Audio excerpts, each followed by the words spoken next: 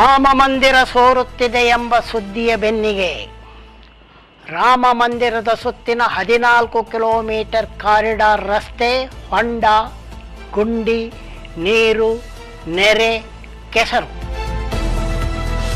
ಎಲ್ಲ ಕಡೆ ಹಾಕಿದ ತಾರು ಹಪ್ಪಳದಂತೆ ಎದ್ದು ಬಂದಿದ್ದು ಜನರು ಹಿಡಿಶಾಪ ಹಾಕುತ್ತಿದ್ದಾರೆ. ರಾಮನಿಗಲ್ಲ, ಮೋದಿಯವರು ಮತ್ತು ಯೋಗಿಯವರಿಗೆ.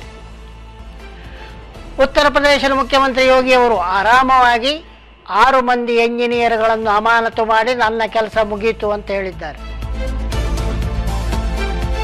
ರಾಮ ಮಂದಿರದ ರೂಪ್ ಸೋರುತ್ತಿದೆ ಎಂಬ ಸುದ್ದಿಯ ಬಗೆಗೆ ಚಂಪತ್ ರಾಯ್, ರಾಮ ಮಂದಿರ ಟ್ರಸ್ಟಿನ ಅಧ್ಯಕ್ಷರಾಗಿರುವಂಥ ಚಂಪತ್ ರಾಯ್ ವಿವರಣೆ ಬೇರೆ ಇದೆ. ಅವರು ಏನಪ್ಪ ಹೇಳ್ತಾರೆ ಅಂತೇಳಿದರೆ, ರಾಮ ಮಂದಿರದ ಮೇಲೆ ಸೋರಿದಂತೆ ಕಾಣುತ್ತಿದೆ, ನೀರು ಕೆಲವು ಹನಿ ಬಂದಿದೆ, ಆದರೆ ಅದು ಮೇಲೆ ಕೆಲಸ ನಡೆಯುವುದರಿಂದ ಹಾಗಾಗುತ್ತಿದೆ ಅಂತ ತನ್ನದೇ ಒಂದು ವ್ಯಾಖ್ಯಾನವನ್ನು ನೀಡಿದ್ದಾರೆ.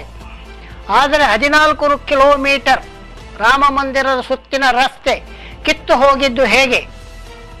ರಸ್ತೆಯೆಲ್ಲ ಬಳ್ಳವಾಗಿ ನಿಂತಿದ್ದು ಹೇಗೆ? ಉತ್ತರಿಸುವವರು ಯಾರೂ ಇಲ್ಲ.